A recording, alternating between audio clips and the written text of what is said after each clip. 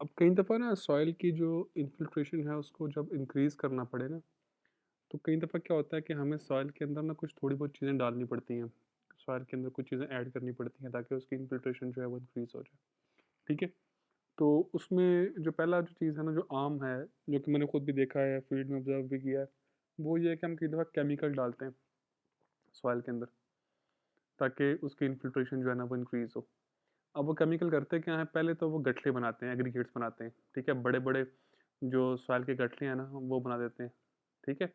एक तो ये करते हैं तो इन्फिल्ट्रेशन जो है वो अपने आप इंक्रीज़ कर दिया करते हैं। दूसरा ये करते हैं कि वो मैंने भी साथ में लिख भी दूँ मैं यहाँ पे कि जब आप केमिकल्स डालते हो इन्फिल्ट्रेशन रेट इंक्रीज़ करने के लिए, तो वो केमिकल्स जो हैं but what do they do, वो करते ये हैं कि पहली चीज़ जो करते हैं वो ये करते हैं कि वो एग्रीगेट्स जो है ना,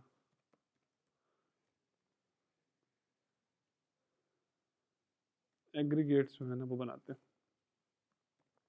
ठीक है? दूसरा काम वो ये करते हैं कि वो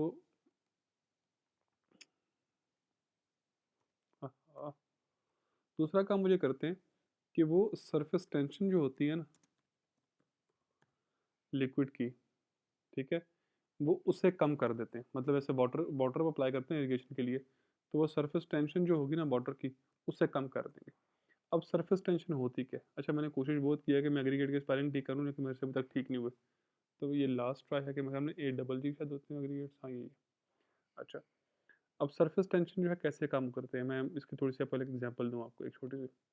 बिल-फर्ज़ी ये है एक वाटर की ना टॉप लेयर, उसमें ये उसके बहुत सारे पार्टिकल्स हैं, ठीक है?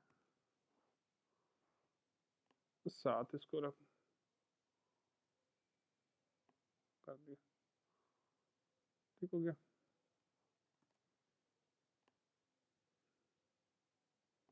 ये जो बिल-फर्ज़ उसकी लेयर है, वाटर की टॉप वाली, और ये उसके अंदर 3 पार्टिकल्स हैं।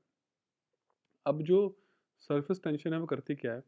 सरफेस टेंशन होती क्या है? वो ये होती है कि इन तीनों के अंदर जो आपस की अट्रैक्शन है ना, उसको हम बोलते हैं सरफेस टेंशन, ठीक है? वो सरफेस टेंशन या तीनों की जो अट्रैक्शन जितनी ज़्यादा होगी, उतना ही लिक्विड को जो है मुश्किल होगी कि वो सरफेस से सब सरफेस की तरफ मूव करे। ज़ाहिर-सी बात है, देखो, अगर मैं आपसे बोलूँ कि आपस की अट्रैक्शन जो है इनकी, वो किस फ़ोर्स को जो है ना वो जो है ना ज़्यादा कर रही है, वो इनकी आपस की फ़ोर्स को ज़्यादा ज़्यादा कर रही है। इनकी आपस की फ़ोर्स से जितनी ज़्यादा होगी, उतना ही मुश्किल होगा इनको नीचे की तरफ मूव करना, ठीक है? तो वो अगर ये फ़ोर्स ही आपस की कम कर दी जाए, तो फिर तो ये अपने वेट से ऑटोमैटिकली जो है नीचे की तरफ मूव कर जाएँगे। तो इस वजह से हम करते क्या हैं कि एक केमिकल डालते हैं, केमिकल क्या करता है कि इनकी सरफेस टेंशन कम कर देता है और ये फिर नीचे की तरफ अपने आप लिक्विड जो है ये मूव कर जाता है, ठीक है? पहला काम जो है केमिकल क्या करते हैं, एग्रीगेट्स बनाते हैं और सरफेस टेंशन को रिमूव करते हैं, ठीक है ना? कई दफ़ा हमें सॉइल के अंदर केमिकल डालने पड़ते हैं ताकि इन्फिल्ट्रेशन जो है ना वो कम हो जाए। कई दफ़ा हमें इन्फिल्ट्रेशन लेस करने के लिए भी जो है ना वो केमिकल डालने पड़ते हैं। वो करते क्या हैं? वो करते ये हैं कि सॉइल के पार्टिकल्स को जो है ना वो स्वेल कर देते हैं, ठीक है ना? सॉइल के पार्टिकल्स को करते क्या हैं? स्वेल कर देते हैं। बिल-फर्ज़ ये जिसकी जो सॉइल की जो है ना वो टॉप लेयर है, ये 3 उसके पार्टिकल्स हैं, ठीक है? वो क्या करेंगे? केमिकल डालेंगे ना, ये पार्टिकल्स को जो है स्वेल कर देंगे। तो क्या होगा उससे? उससे फ़र्क उससे हो होगा ये कि जो अब जो है बीच में पोर्स थे, इनकी स्वेलिंग की वज़ह से वो पोर्स क्या हो जाएँगे? वो पोर्स बंद हो जाएँगे, ठीक है?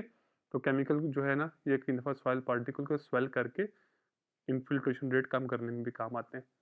अच्छा, दूसरी बात ये है कि अगर आपने इन्फिल्ट्रेशन रेट कम ही करना है, मैं ज़रा इनको दोबारा से वैसे कर दूँ।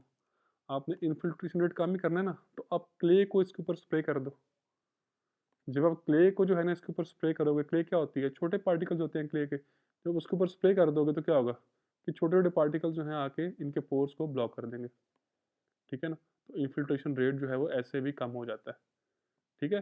तो कई दफ़ा क्या होता है कि अगर मुल्तान वाली साइड पे आपकी जो सैंड है, आपका इन्फिल्ट्रेशन रेट बहुत ज़्यादा हो ना, तो आप करते क्या होते हो?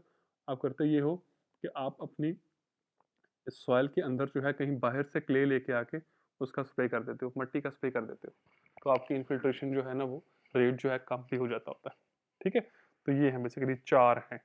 2 जो हैं वो बताए हुए हैं कि जब आपने इन्फिल्ट्रेशन रेट इंक्रीज करना हो तब क्या करना है, आपने केमिकल स्प्रे करने हैं। केमिकल क्या करेंगे, एग्रीगेट्स बनाएंगे और सरफेस टेंशन को कम कर देंगे। और अगर आपने रिड्यूस करना है तो फिर क्या करोगे, वो पार्टिकल को स्वेल कर देंगे और साथ में क्या करेंगे कि जो आपके छोटे फाइन क्ले के पार्टिकल्स हैं उनको स्प्रे कर दो ताकि वो पोर्स जो हैं बीच में से वो ब्लॉक हो जाए। इसके बाद अगर आपने इन्फिल्ट्रेशन को प्रिडिक्ट करना है तो फिर उसके लिए कौन सी इक्वेशन है, ये वाली इक्वेशन है। ये क्या लिखा हुआ है, ये लिखा हुआ है f is equal to f c plus f not minus f c into e raise to power minus k t. इनमें से एफ जो है ना ये तो है मैक्सिमम इन्फिल्ट्रेशन रेट, ये जो एफ है that is maximum infiltration rate. दूसरा जो है ना, और इन्फिल्ट्रेशन रेट का हम पहले बोल चुके हैं क्या होता है, infiltration rate depth over time, ये तो पहले हमने पढ़ा होगा, इसका यही वाला जो है ना इसका यूनिट है। आगे एफ से क्या है, ये है the constant infiltration capacity as time approaches to infinity. F c ये वो इन्फिल्ट्रेशन रेट है जो सॉइल के अंदर हर टाइम रहना ही रहना है, ठीक है ना। चाहे जिस टाइम मर्जी जो है ना आप इन्फिल्ट्रेशन रेट इसका जो है ना कर लो, ये इतना रहेगा ही रहेगा। आप लोगों ने, मुझे याद है मैंने आप लोगों के ग्रुप को करते हुए देखा है एक्सपेरिमेंट। हसनैन साहब का एक्सपेरिमेंट था, उसमें आप क्या करते थे कि आप सॉइल का ना इनफिल्ट्रो जो, वो कौन सा था वो, डबल रिंग इनफिल्ट्रोमीटर से जो है ना वो एक एक्सपेरिमेंट करते थे आप, ठीक है ना। यहाँ पे टाइम होता था उसका, ठीक है ना, और इस साइड पे उसका होता था इन्फिल्ट्रेशन रेट, ठीक है। अच्छा अब आप करते क्या थे, करते ये थे कि आप जो है ना स्टार्ट में इन्फिल्ट्रेशन रेट जो है लेते थे, हर थोड़ी देर बाद जो है ना इन्फिल्ट्रेशन रेट आप लेते थे, तो ग्राफ कुछ इस तरह का बनता था। तो कर्व बनती है, वो कर्व मेरे से बनेगी नहीं, तो वो कुछ ऐसे कर्व बनती थी, ठीक है। कि एक टाइम ऐसा आता था कि जब आपका इन्फिल्ट्रेशन जो है ना वो बिल्कुल कांस्टेंट हो जाया करती थी। ये बेसिकली जो है ना आपकी एफसी है, कि ये इन्फिल्ट्रेशन रेट जो है ना ये हर टाइम रहेगा ही रहेगा, चाहे जितना मर्जी जो है ना वो कंडीशन जो है ना उसकी, वो सॉइल जो है सैचुरेट हो जाए, जो मर्जी हो जाए, इतना इन्फिल्ट्रेशन रेट जो है ये हर टाइम रहना ही रहना है, ठीक है। अच्छा उसके बाद है एफ नॉट। एफ नॉट क्या है, जब इन्फिल्ट्रेशन रेट बिल्कुल स्टार्ट हो ना तो ये वो वाला रेट है। अच्छा मैंने, मुझे लगता है कि इन्फिल्ट्रेशन रेट की जो है ना वो थोड़ी सी जो वो डायग्राम है वो मैंने गलत ड्रॉ की है। बेसिकली वो डायग्राम जो है ना वो अगर मैं, खैर मैंने आगे जाकर दिखानी भी है आप लोगों को, वो कुछ आप ऐसे बनाते थे उसको। हम्म,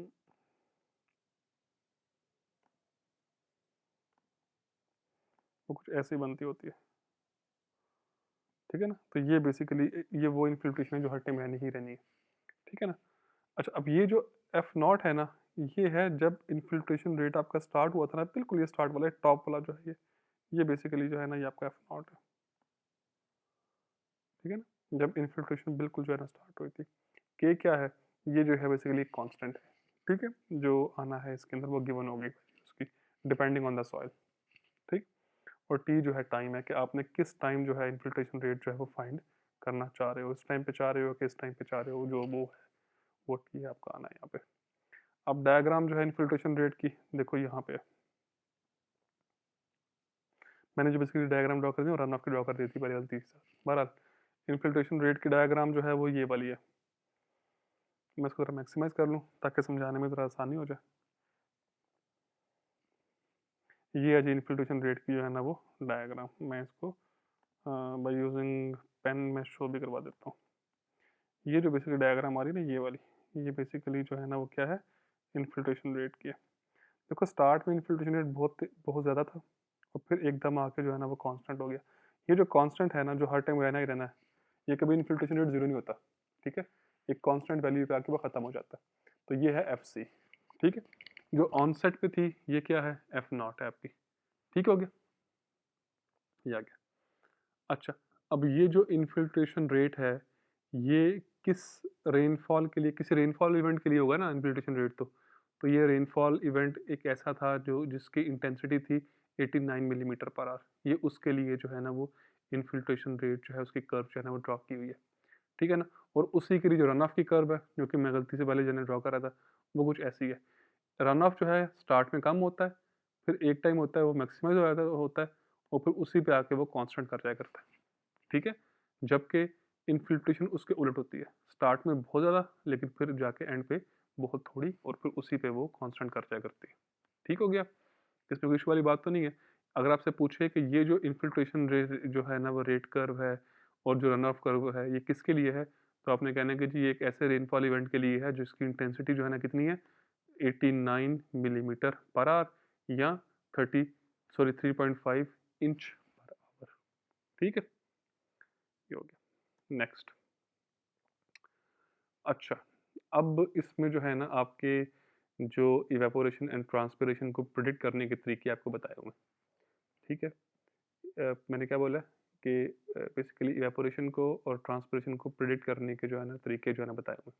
तो 3 मेथड है जो आप जिनसे आप ईटी जो है ना वो प्रेडिक्ट कर सकते हो। जो पहला मेथड है वो बेसिकली है आपका मैस ट्रांसफ़र। ठीक है? नाम से ही ज़ाहिर है मैस ट्रांसफ़र। अच्छा, अब ये मेथड क्या क्या कहता है? मैं यहीं पे ड्रॉ करने की मैं कोशिश करता हूँ। ये कहता है कि जी बिलफ़र्ज़ आपके पास जो है ना कंटेनर है ये वाला और आपके पास जो है ना इसमें वो लिक्विड एक फ़िल्ड है। ठीक है? अब क्या है कि जब लिक्विड इसके अंदर फ़िल्ड है तो आपको पता है कि जो भी इसके अंदर जो वाटर के पार्टिकल्स हैं, जो उस लिक्विड के पार्टिकल्स हैं, वो क्या करेंगे? वो पहले एक दूसरे के साथ जो है ना वो टकराएँगे और अपनी एनर्जी को जो है ना वो हायर करेंगे, इंक्रीज़ करेंगे। जब एनर्जी इंक्रीज़ हो जाएगी किसी मॉलिक्यूल की, वो मॉलिक्यूल जो है उस सरफेस टेंशन्स को तोड़ता हुआ बाहर निकल आएगा। ठीक है? ऐसे ही बहुत सारे मॉलिक्यूल्स जो है ना वाटर के वो बाहर निकलते हुए आएँगे। ठीक हो गया? ये आगे बाहर वाटर मॉलिक्यूल्स। ये कौन से मॉलिक्यूल्स हैं जिन्होंने अपनी जो है ना वो एनर्जी जो है वो मूवमेंट की वजह से जो है ना इंक्रीज़ की और बाहर आ गए वो गेन करके एनर्जी। अब क्या होगा कि कुछ जो है ना एयर आएगी साथ में,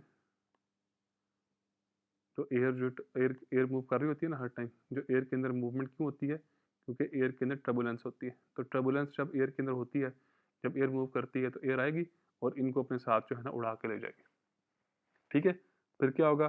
फिर नीचे वाले ऊपर आ जाएँगे और फिर ऐसे ही एयर दोबारा उसका करेगी। तो वो ये कहते हैं कि जो इवेपोरेशन फिनोमिना है ना, वो बेसिकली जो है वो क्या है? वो कंबाइंड इफ़ेक्ट है टर्बुलेंट मिक्सिंग ऑफ एयर और वेपर प्रेशर ग्रेडिएंट का।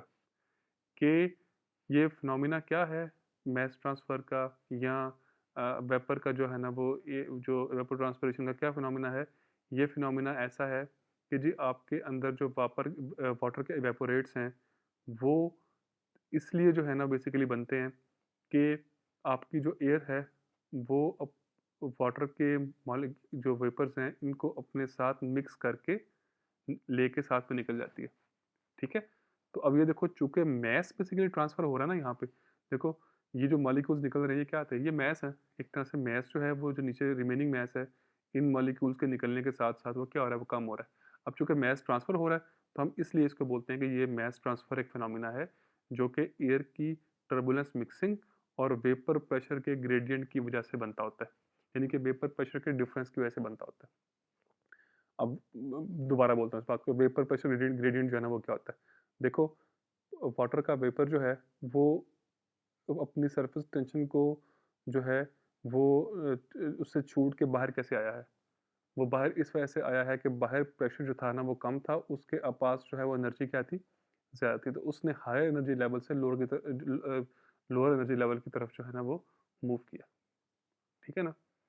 तो हुआ क्या है कि वो इधर से निकल के इधर चूँकि प्रेशर ज़्यादा था, निकल के वो बेसिकली बाहर आया है। ठीक है ना?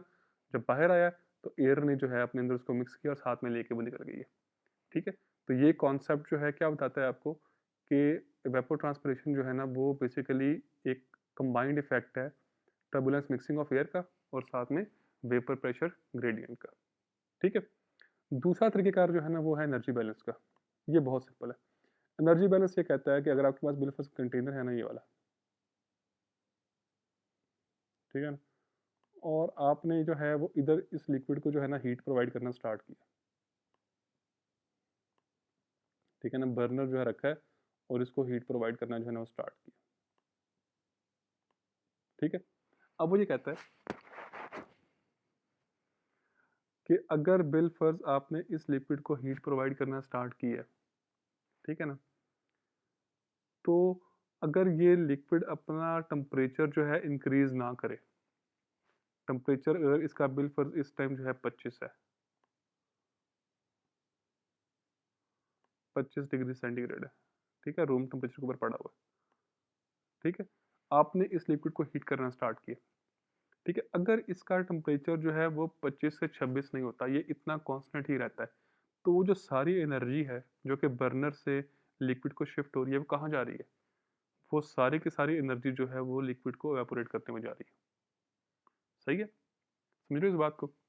मैं वैसे बोलता हूँ आपको कि अगर बिलफर्ज, ये आप मत समझो कि कांस्टेंट टेम्परेचर वाला कॉन्सेप्ट ना लो आप समझो कि नॉर्मल आप हीटिंग कर रहे हो इसकी, ठीक है ना। जब आप लिक्विड को नॉर्मली हीट करते हो तो क्या होता है, लिक्विड जब नॉर्मली हीट करते हो तो लिक्विड जो है वो एवेपोरेट भी होता है और साथ में अपना टेम्परेचर भी इंक्रीज करता है, ठीक है ना। तो गिवन हीट जो है वो दो जो है ना चीज़ों में काम आ रही है, एक तो इसकी टेम्परेचर को इंक्रीज करने में काम आ रही है, सेकंड इसको एवेपोरेट करने में काम आ रही है, ठीक है।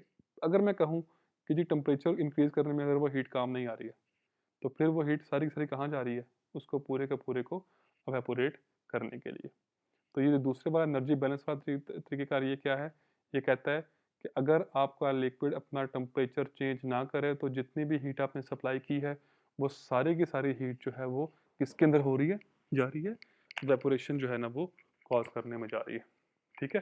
तो आप उस सप्लाई की हुई एनर्जी को फाइंड करके वेपोरेशन को फाइंड कर सकते हो, ठीक है। समझ आ गई इस पूरी बात की, कोई सिंपल है, इसमें कोई इतनी इशू वाली बात नहीं है कि आपने जितनी एनर्जी सप्लाइड की है, ठीक है, वो चूंकि सारी की सारी यूज़ हो रही है वो एवेपोरेशन के लिए, तो आप सप्लाइड एनर्जी जो है ना वो फाइंड करके ऑटोमेटिकली जो है वो एवेपोरेशन को जो है ना वो फाइंड कर सकते हो।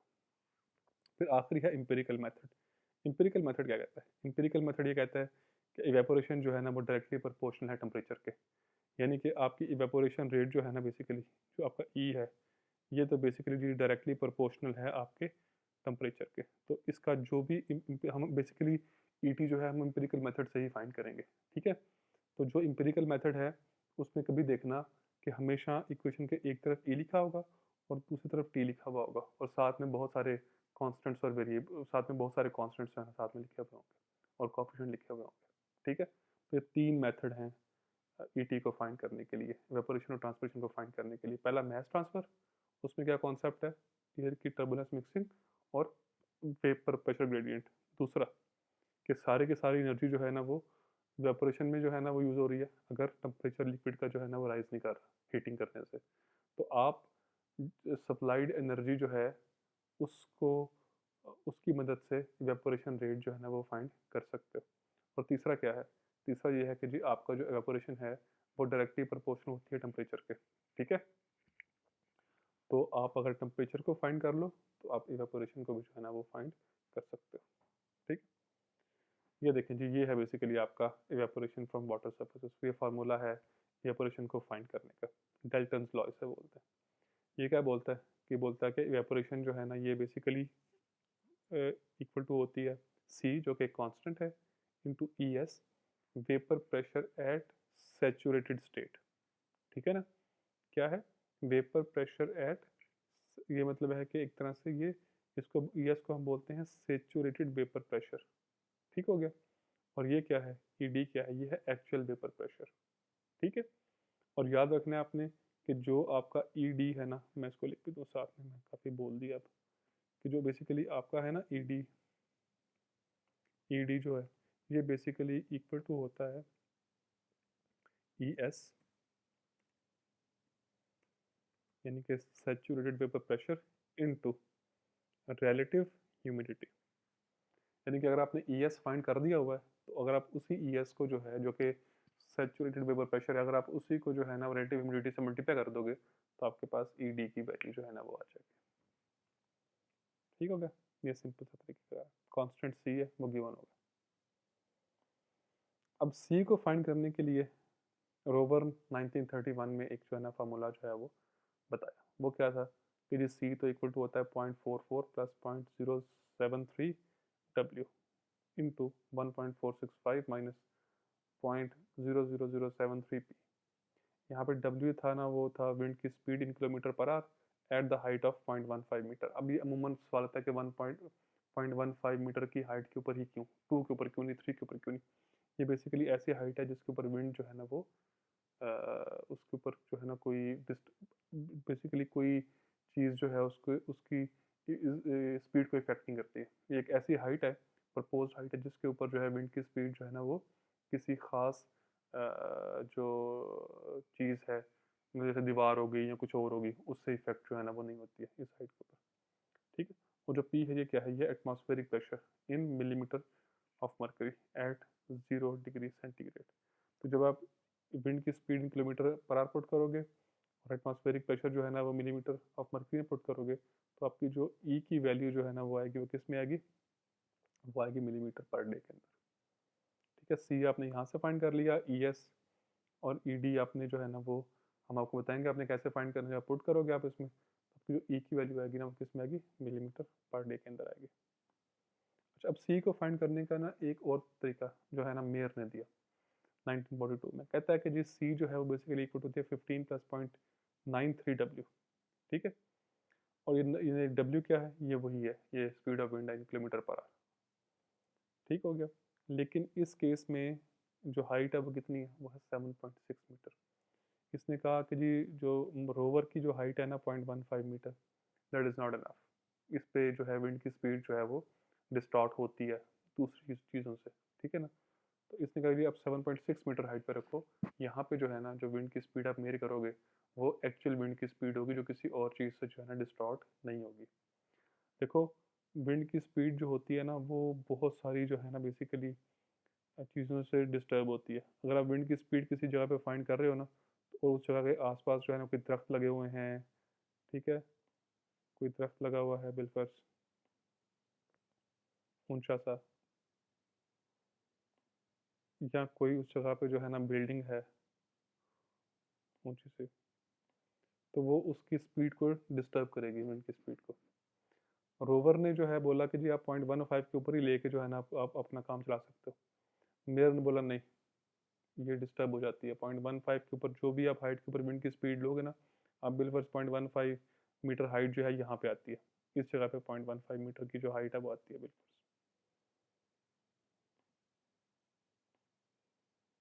इस हाइट पे अगर आप विंड की स्पीड फाइंड कर रहे हो तो वो इससे भी डिस्टर्ब हुई है, इससे भी डिस्टर्ब हुई है।